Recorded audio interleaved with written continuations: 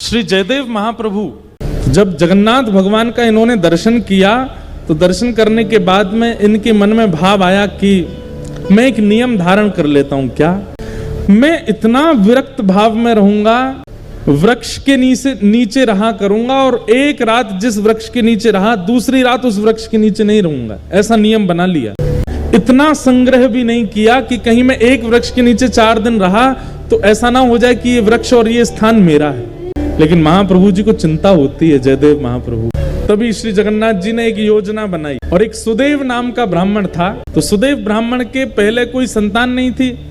तो सुदेव ब्राह्मण ने जगन्नाथ महाप्रभु से कहा कि भगवान एक संतान का सुख मुझे दीजिए, मैं वचन देता हूं उसकी बाल्यावस्था पूरी हो जाने के बाद जैसे ही वो बालक कुमार अवस्था का होगा मैं आपके चरणों में निवेदित कर दूंगा, वो बालक आपका हो जाएगा। फिर ये मेरा वचन है आपको।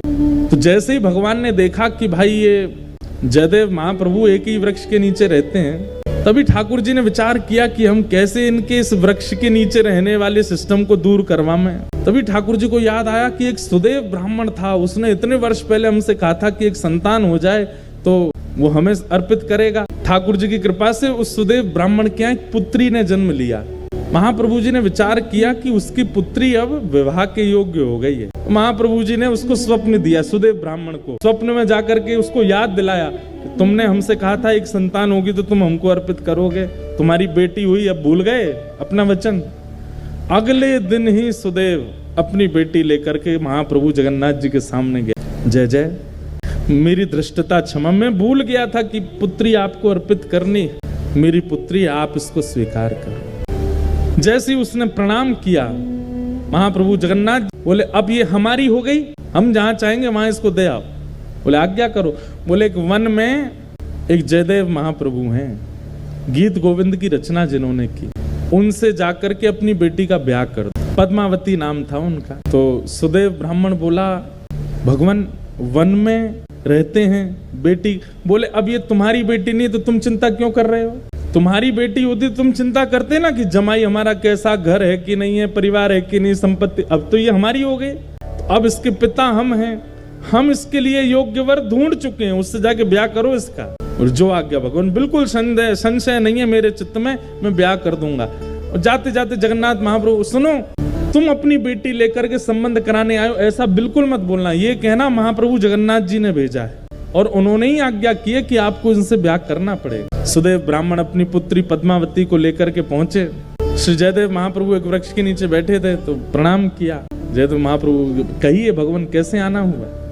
बोले भगवान आप सुयोग्य हैं और मेरी बेटी आपके बिल्कुल योग्य है, मैं अपनी पुत्री का आपसे विवाह करने के लिए आया हूं।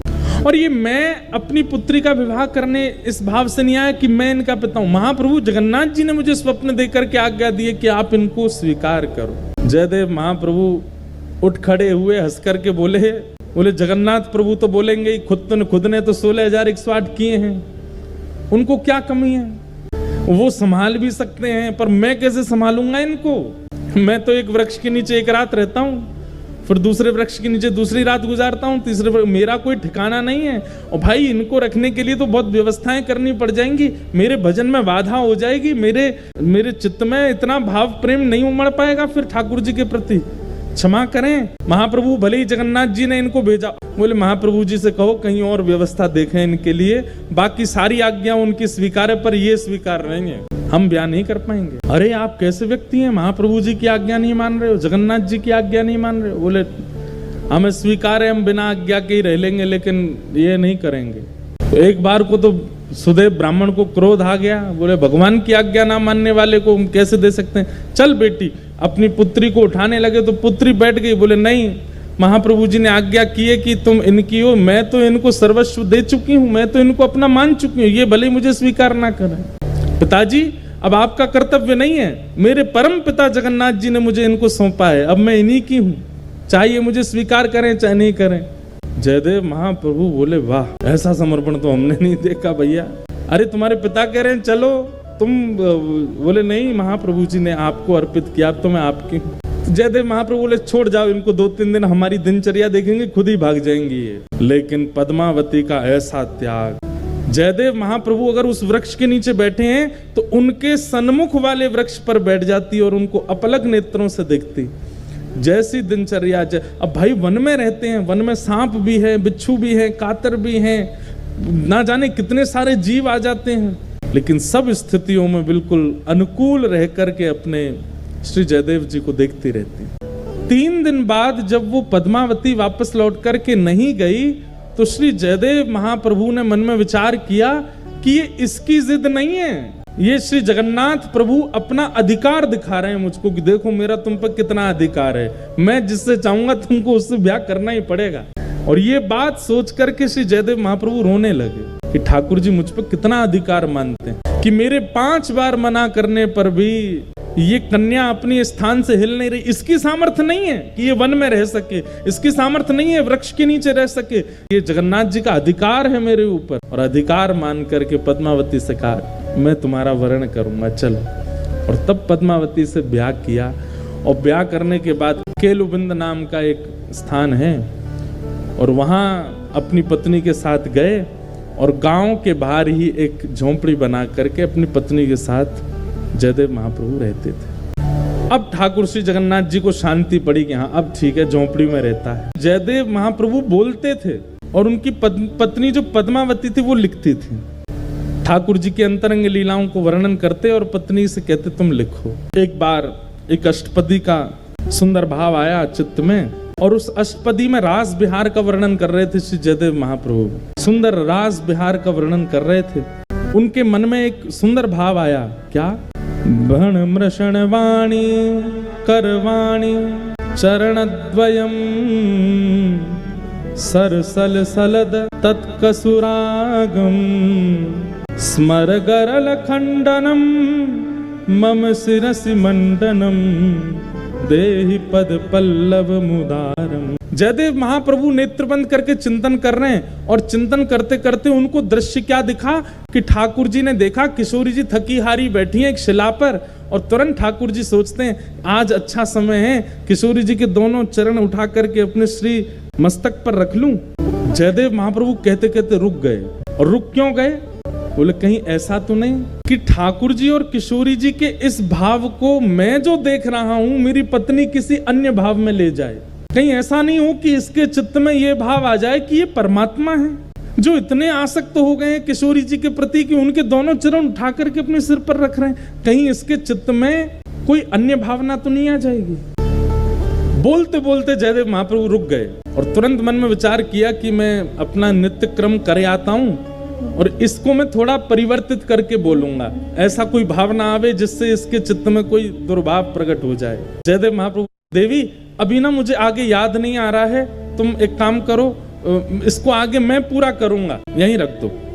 और कलम और गीत गोविंद की पुस्तिका वहीं रख करके जयदेव महाप्रभु बोले तुम भोजन प्रसाद तैयार करो, मैं गंगा स्नान करके आता हूँ और स्नान करके आके फिर प्रसाद पाके फिर लिखूंगा। वो ठीक है। अब वो चली गई प्रसाद बनाने, जयदेव महाप्रभु चले गए गंगा स्नान करने। इतने में ठाकुर जी ने मन में विचार किया कि इस भाव को लिखने में इनको संकोच क्यों हो रहा है। अरे किशोरी जी के चरण मुझको सिर पे धारण करने में कोई दिक्कत नहीं है, ये जयदेव महाप्रभु संकोच क्यों कर रहे हैं इस भाव को वर्णन करने में।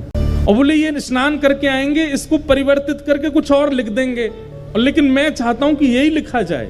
तभी जयदेव महाप्रभु का रूप धारण करके स्वयं श्री जगन्नाथ जी आ गए।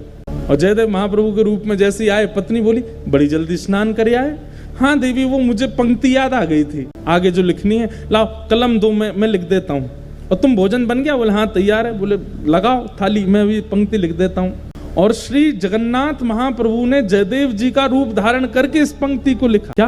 भण मृषण वाणी करवाणी चरणद्वयम् सरसल सदल कथ सुरागम स्मर गरल खंडनम मम शिरसि मंडनम देहि पद पल्लव मुदारम। हे किशोरी जी, आपके चरण कैसे हैं? बोले इन चरणों को यदि कोई दूर से देख ले और उसके चित्त में यदि काम भी उत्पन्न हो गया होगा तो किशोरी जी के चरणों में इतनी सामर्थ्य है कि उसके हृदय से उस काम का नाश हो जाएगा।